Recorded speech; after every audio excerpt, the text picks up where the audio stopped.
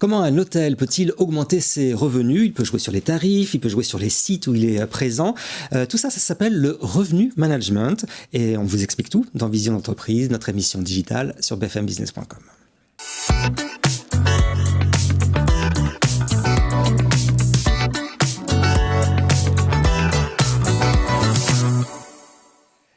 Et je reçois Marjolaine Lévesque. Bonjour. Bonjour Gilane. Vous êtes ambassadrice d'Hôtel Partner pour les marchés francophones.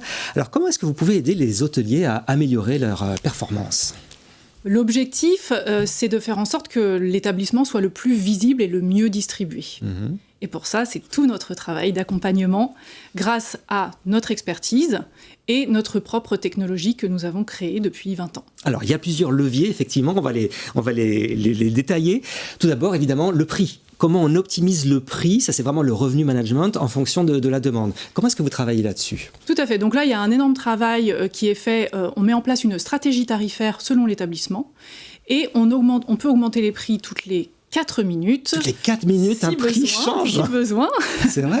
En fonction de la montée en charge, de la fenêtre de réservation, de la concurrence et d'autres données du marché, comme ça peut être la météo ou des événements directement sur la zone. Alors concrètement, c'est l'hôtelier qui va vouloir changer les prix ou c'est vraiment vous qui prenez la main et vous lui proposez ces prix-là? Nous, on prend toute la distribution. Donc on va s'occuper de faire les changements de prix automatiquement et l'hôtelier n'a plus qu'à se libérer sa charge mentale. Alors ça, c'est les prix. Il y a aussi évidemment les canaux de distribution, les fameux hôtels.com, Expedia, Booking. Cette présence-là, elle est indispensable pour les hôteliers? Cette présence, elle est fortement recommandée parce qu'évidemment, un établissement qui va investir dans le marketing pour son propre site web n'aura pas la même force qu'un établissement qui va vouloir investir, qu'un Booking ou qu'un Expedia, pour ne pas les citer, qui eux ont une force de frappe énorme avec un marketing qui est beaucoup plus important. Donc c'est important d'être visible surtout. C'est important d'avoir une présence digitale sur ces différents canaux et ne pas en dépendre trop. Donc il faut être aussi très fin dans son analyse au niveau de sa distribution. Parce que le problème d'en dépendre, c'est qu'ils ont des commissions qui sont quand même énormes. C'est quoi les chiffres? C'est ça. Alors on est de l'ordre de entre 18 et 23% selon les canaux. Donc il faut faire très attention. Donc il faut l'utiliser intelligemment et toujours travailler finement pour être sûr qu'on est visible, mais sans en dépendre trop. Et donc, vous proposez, vous, cet écosystème avec votre technologie? C'est ça, exactement. Nous, on va venir se connecter aux différents canaux via notre channel manager. On a évidemment un système de revenu management qui va permettre de faire les changements de prix et un moteur de réservation qu'on va greffer au site web de l'hôtel pour pouvoir prendre les réservations. Alors, votre entreprise, Hôtel Partner, elle existe depuis 20 ans cette année d'ailleurs. C'est ça, c'est son anniversaire cette année, 20 ans. C'est une entreprise qui est suisse, avec plus de 70 salariés dans toute l'Europe et on a plus de 500 clients dans toute l'Europe, 500 hôteliers qui sont avec nous, avec une durée moyenne de partenariat de plus de 8 ans. Les hôteliers de toute catégorie d'établissements? Oui, tout à fait. Il peut y avoir des petits établissements, donc de l'hôtel, hôtel-résidence ou auberge de jeunesse également.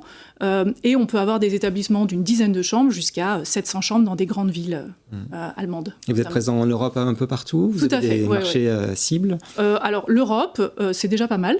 Effectivement. Et donc, la France, l'Allemagne, l'Autriche, la Suisse, l'Italie, l'Espagne et le Royaume-Uni. Alors, ce que vous dites, c'est qu'il faut être vraiment à l'écoute de l'hôtelier. Il y a aussi les nouvelles technologies. Il ne faut pas se laisser distancer avec les outils. Oui, tout à fait. En fait, ce qui est important, c'est de se dire que c'est l'hôtelier qui connaît son marché et qui connaît son hôtel. Donc, il faut vraiment être à l'écoute et dans l'accompagnement.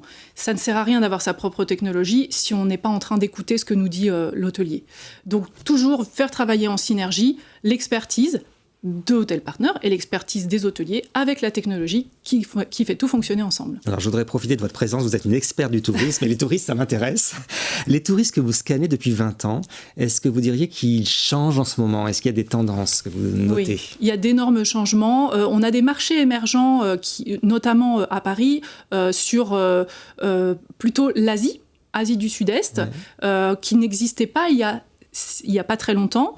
On a aussi le Brésil et le Mexique qui se sont énormément développés et avec des fenêtres de réservation qui augmentent, mais en même temps, il y a aussi beaucoup de last minute, très étonnamment, sur le marché nord-américain, alors qu'avant, c'était des gens qui préparaient leur séjour 6 mois, 9 mois en avance. Paris, elle se positionne comment par rapport aux autres capitales européennes? Alors Paris, ce qui est assez intéressant, c'est qu'avant, on se mesurait à d'autres villes de France. Maintenant, on se mesure à d'autres capitales européennes. Et c'est vraiment un autre enjeu de visibilité et de distribution pour nous. Alors, il y a un nouveau concept aussi, c'est le bleisure, business leisure, oui. donc le travail et les loisirs. Et ça se combine? Expliquez-nous. Ça se combine très bien. Alors, depuis le Covid, tout a changé au niveau du fonctionnement des établissements et aussi du fonctionnement professionnel des gens. On est plus enclin à vouloir se déplacer et profiter en même temps. Donc le vendredi et le lundi, c'est le travail en télétravail dans les hôtels, et le samedi dimanche, évidemment, on profite en famille. Et ça, les entreprises l'acceptent facilement? C'est un avantage, on va dire, pour le salarié? C'est devenu quelque chose qui est assez répandu, ouais, en effet. Merci, on vous souhaite bon travail ou bonnes vacances? Bon travail. Bon travail. Merci beaucoup d'être venu sur le plateau de Vision d'entreprise. Merci beaucoup. Merci à vous de nous avoir suivis. On se retrouve très bientôt pour un nouveau numéro sur bfmbusiness.com.